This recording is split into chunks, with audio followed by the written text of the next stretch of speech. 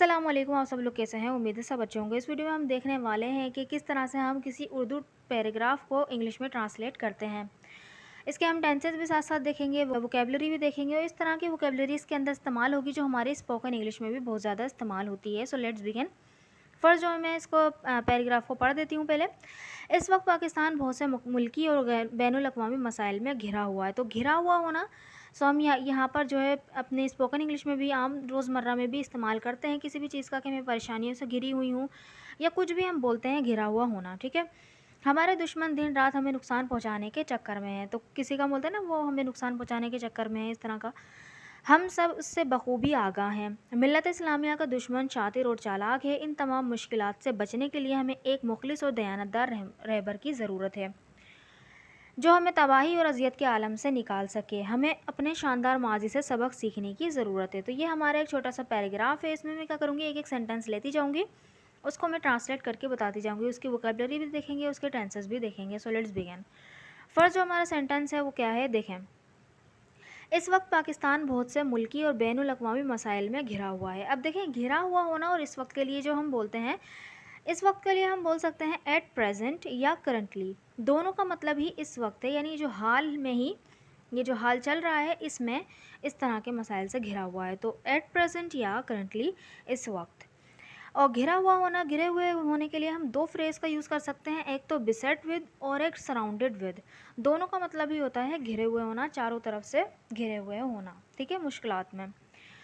अब देखिए इसका जो स्ट्रक्चर होगा ना वो क्या होगा, subject plus is am are. Is am are उसके हिसाब से लगेगा, यानी सब्जेक्ट के हिसाब से लगेगा। ठीक है। फिर उसके बाद आएगा बिसेट विद या सराउंडेड विद। उसके बाद जिसमें भी घिरा हुआ है जिन मसाइल में, यानी ऑब्जेक्टिव पार्ट, वो आ जाएगा यहाँ पर। तो let's see with the help of sentence. देखें, एट प्रेजेंट, इस वक्त, पाकिस्तान इज़। देखिए पाकिस्तान एक सिंगुलर नेम था, इस वजह से इज़ लगा इसके साथ। फिर आ गया बिसेट विद, यहाँ पे हम सराउंडेड विद भी लगा सकते थे, सेम मीनिंग देगा। और यहाँ पे वो आ गया जिसमें मुश्किलात में घिरा हुआ था, बहुत से मुल्की और बैनुल अक़वामी मसाइल में। तो many national and international problems. At present Pakistan is बिसेट with many national and international problems. इस वक्त पाकिस्तान बहुत से मुल्की और बैनुल अक़वामी मसाइल में घिरा हुआ है।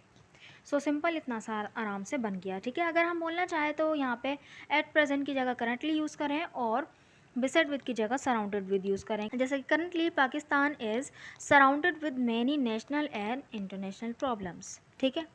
नेक्स्ट सेंटेंस देखें। नेक्स्ट सेंटेंस है, हमारे दुश्मन दिन रात हमें नुकसान पहुंचाने के चक्कर में है। अब देखिए, नुकसान पहुंचाने के चक्कर में है। अब हम सोच में पड़ जाते हैं चक्कर में होना, इसके लिए हम क्या यूज़ करें। देखें, इसका मतलब ये निकल रहा है कि वो हमें नुकसान पहुंचाने की कोशिशें कर रहे हैं, है ना। सो यहाँ पे यही मतलब हम सेंस लेके इसको ट्रांसलेट करेंगे। तो देखिए, नुकसान पहुंचाने की जो वोकेबलरी होगी, यानी इसका जो ये एक वर्ब है, हार्म।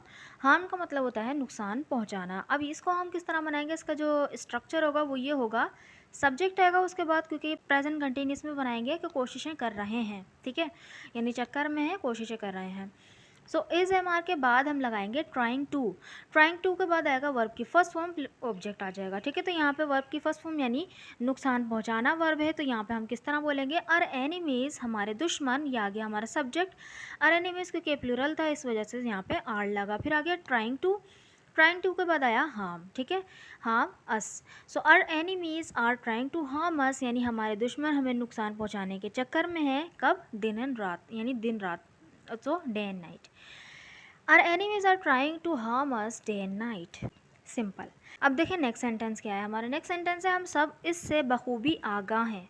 हम सब इससे बखूबी आगाह हैं। तो बखूबी आगाह होना, यहाँ पे कोई एक्शन जाहिर नहीं हो रहा है, एक स्टेट बताई जा रही है। तो सो बखूबी आगाह होने के लिए हम यूज़ करते हैं well aware of. Well aware of का यूज़ करते हैं। ठीक है।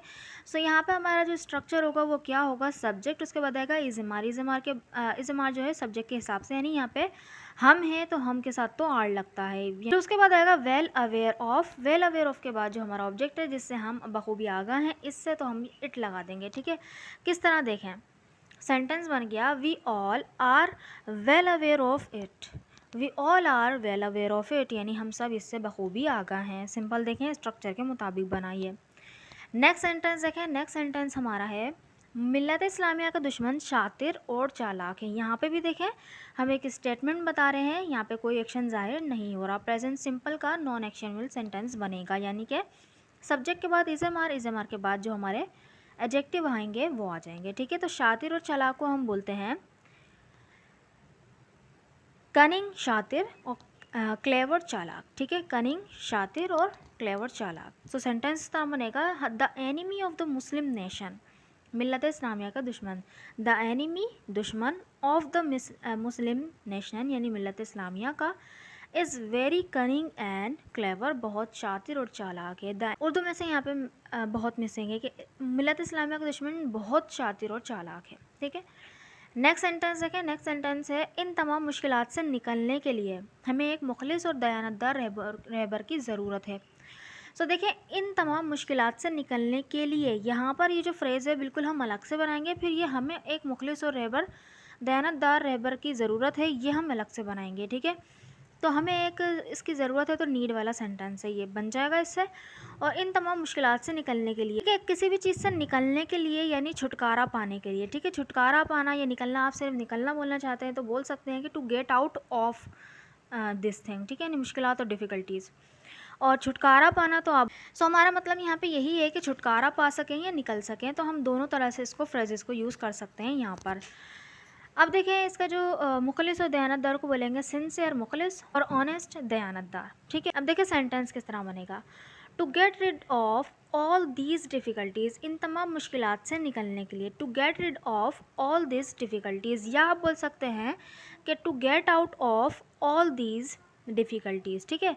दोनों ही सेम मीनिंग यही रहेंगे।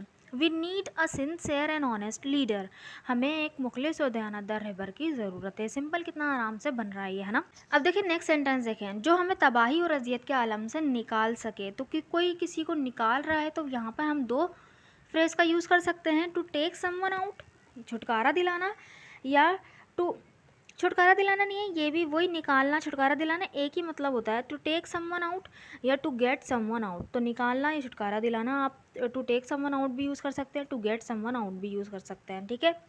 और तबाही और अजियत को हम बोलेंगे तो रेउन, रेउन यानी तबाही या ट्रबल, ठीक है। तो रेउन जो है एज वर्ब भी यूज़ करते हैं और एज नाउन भी यूज़ कर सकते हैं। यहाँ पे हमने नाउन यूज़ किया। सो रेउन तबाह करना होता है अगर वर्ब के सेंस में यूज़ करें, और अगर नाउन के सेंस में यूज़ करें तो ये तबाही बन जाता है, ठीक है। और ट्रबल अजियत। सो यहाँ पर हम जो है एक विश का इजहार कर रहे हैं कि ऐसा हो जाए कि हमें तबाही और अजियत से वो निकाल सके। तो यहाँ पर हम कैन की बजाय कुड का इस्तेमाल करेंगे। तो देखिए क्या सेंटेंस बनेगा, who could take us out of this ruin and trouble, who could take us out यानी हमें जो हमें निकाल सके of this ruin and trouble, ठीक है। नेक्स्ट है, नेक्स्ट सेंटेंस है, हमें अपने शानदार माजी से सबक सीखने की ज़रूरत है। तो सीखने की ज़रूरत है, वहाँ पे आएगा नीड टू का स्ट्रक्चर, यानी सब्जेक्ट, उसके बाद आएगा नीड टू के बाद वर्ब की फर्स्ट फॉर्म आएगी, उसके बाद ऑब्जेक्टिव पार्ट उसका आ जाएगा। सो शानदार, शानदार के लिए हम यूज़ करते हैं ग्लोरियस, ग्लोरियस, ठीक है। शानदार माजी, ग्लोरियस पास्ट। सेंटेंस बनेगा, we need to learn a lesson from our glorious past, we need to learn a lesson from our glorious past. आसान था ना। At last let me read full paragraph. At present, Pakistan is beset with many national and international problems. Our enemies are trying to harm us day and night. We all are well aware of it. The enemy of the Muslim nation is very cunning and clever. To get rid of all these difficulties, we need a sincere and honest leader who could take us out of this ruin and trouble.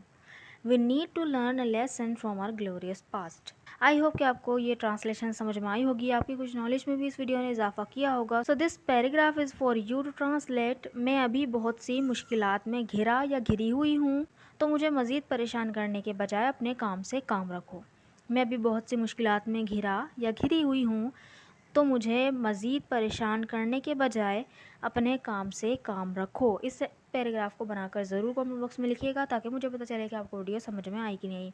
सो जाते जाते मैं आपको ये बताती चलूँ कि अगर आप हमारा स्पोकन क्लब ज्वाइन करना चाहते हैं, जहाँ पे आप लोगों के साथ स्पीकिंग प्रैक्टिस कर पाएंगे। ज़्यादातर लोग ढूंढ रहे होते हैं कि हमें कोई स्पीकिंग पार्टनर मिल जाए जिसके साथ हम इंग्लिश स्पीकिंग की प्रैक्टिस कर सकें। सो ये मुश्किल मैंने हल कर दी है। सो आप हमारे स्पोकन क्लब को ज्वाइन कर सकते हैं और इसका फ़ायदा उठा सकते हैं। अगर आप ज्वाइन करना चाहते हैं तो कमेंट बॉक्स में जाके पहले ही कमेंट में आपको नंबर मिल जाएगा, उस पर मुझे व्हाट्सएप कीजिए। अगर आपको डेमो लेना है तो डेमो ले लीजिए, फिर आप ज्वाइन कर सकते हैं, ठीक है। अल्लाह हाफ़िज़।